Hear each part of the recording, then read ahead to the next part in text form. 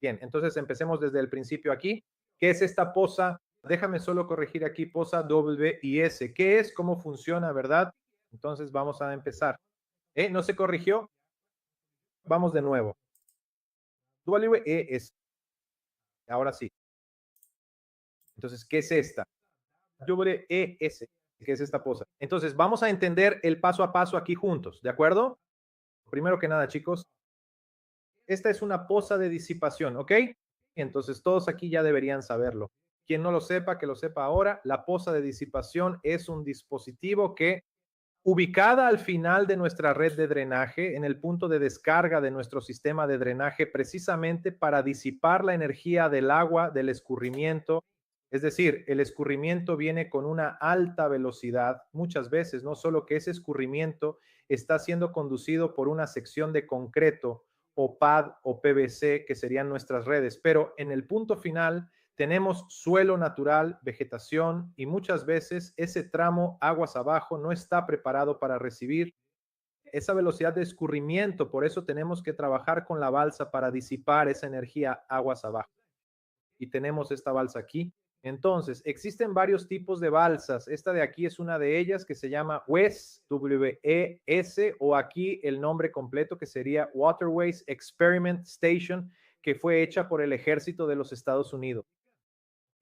Entonces, esta es una de las balsas posibles con las que se puede trabajar justamente en este punto de descarga.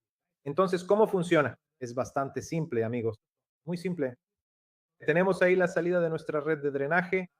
Tenemos la longitud de esta balsa. Un escalón ahí, se nota que hay una H, que es un pequeño escalón aquí de rebaje de esta balsa. Tendrá una apertura de las paredes laterales aquí, vista en planta de 8:1. Entonces tiene esa apertura de 8:1 y tendrá una lámina de agua aguas abajo, una franja de enrocado, aguas abajo por ahí estará. Entonces, esta es la balsa, el ex, ok. Bueno, sigamos aquí, amigos. Entonces, tenemos otro punto, ¿de acuerdo? Funciona con disipación por resalto. Dije que hablamos de balsas y disipación, el paraguas más grande del asunto. Tenemos dos tipos de balsas, ¿verdad? Vamos a poner tres tipos de balsas. Un tipo de balsa que funciona por resalto hidráulico, que es esta de aquí, por ejemplo. Un tipo de balsa que funciona por impacto. Entonces, normalmente tenemos una barrera en la salida de la red de drenaje que genera ese impacto. Esa barrera, ese chorro de agua, rompe esa energía.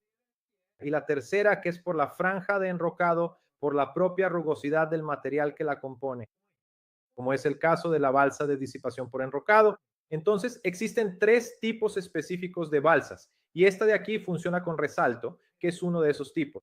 Entonces, el resalto hidráulico, amigos, como tenemos en esta imagen aquí, es justamente el encuentro de un flujo supercrítico, es decir, con el número de fraude mayor que 1, con un flujo subcrítico, o sea, con el número de fraude menor que 1. Entonces tenemos un flujo muy veloz que se encuentra con un flujo casi detenido, muy lento. Se forma entonces este resalto hidráulico, ¿cierto? Sin embargo, no todo es perfecto aquí. Tenemos algunas limitaciones para trabajar con una balsa como esta. ¿Cuáles son las limitaciones? Y aquí hay un punto importante porque la balsa funciona bien, el método funciona bien. Pero si aplico esta cuenca fuera del rango de validación para el que fue desarrollada, ya estoy en una zona gris. Comenzaré de inmediato a trabajar allí, posiblemente en un área donde no se desenvuelva tan bien. Bien, amigos, tenemos una serie de reglas básicas que debemos seguir para garantizar la eficiencia de esta cuenca en la construcción, ¿de acuerdo? Entonces, echemos un vistazo a estas limitaciones. Primer punto, el diámetro de la red debe ser de 45 centímetros a 1 metro con 45 centímetros. Obviamente esas medidas fraccionadas. No las usamos, pero es solo para tener una idea del orden de magnitud, ¿verdad?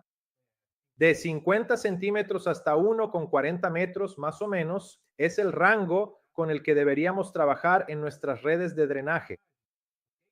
Entonces, nuestro D, que es nuestro diámetro, es el que tenemos ahí. En la entrada de la cuenca debe estar dentro de ese rango. Ah, pero está fuera del rango, está fuera del rango, está fuera de la validación del método. Puede que la cuenca deje de funcionar adecuadamente, ya que toda la metodología, todo el ensayo, todo el trabajo fue desarrollado para ese rango, ¿de acuerdo? Entonces, aquí la regla es justamente para que nos posicionemos dentro de nuestros rangos de validación de la cuenca de disipación tipo este, ¿de acuerdo? Segundo punto personal, la velocidad inicial, es decir, la velocidad de salida de nuestra red y la entrada de nuestra cuenca debe ser menor que 2 veces. Raíz de G. Entonces, ¿qué es? G, aceleración gravitacional, 9,81 metros por segundo al cuadrado. ¿Qué es la D? Diámetro de mi red. Entonces, este cálculo es simple, simple, simple de hacer. Solo tenemos que verificar si la velocidad de nuestra red de drenaje, la que proyectamos, es menor que esta relación aquí. Si es menor que esta relación aquí, perfecto, podemos seguir con el dimensionamiento de la cuenca. No es menor de edad, así que ya me he quedado sin, para fines de validación, sería recomendable trabajar con un dispositivo de disipación de calor diferente. Por ejemplo, tengo una red de 60 centímetros. Bien, entonces 2 veces la raíz cuadrada de la aceleración gravitacional, que es 9,81, multiplicado por 60 centímetros. Tendremos 2 veces la raíz cuadrada de 5,88.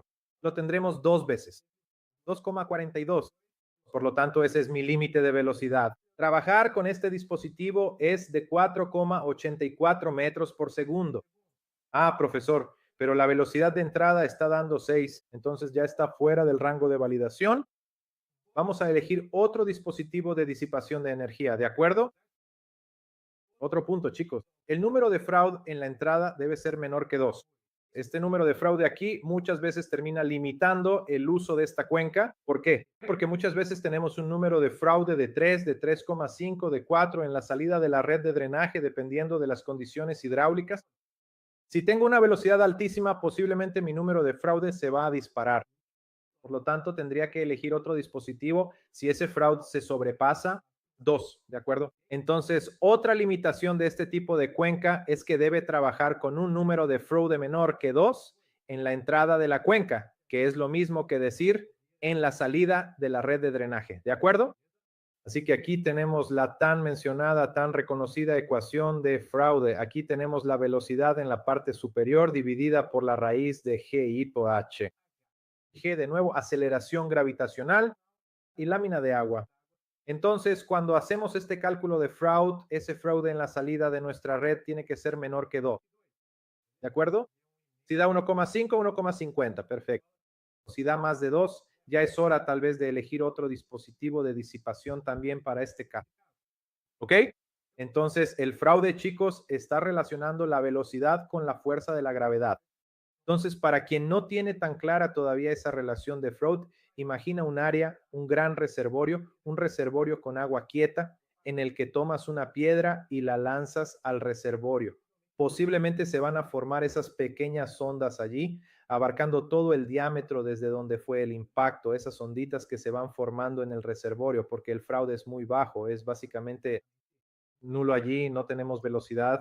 Ahora, cuando empezamos a tener velocidad, en un canal, por ejemplo, en un drenaje, si tengo mucha velocidad, mucha energía, cuando lanzo una piedrita en ese flujo y se forman esas onditas solo aguas abajo, eso es una señal de que tu fraude es mayor que 1.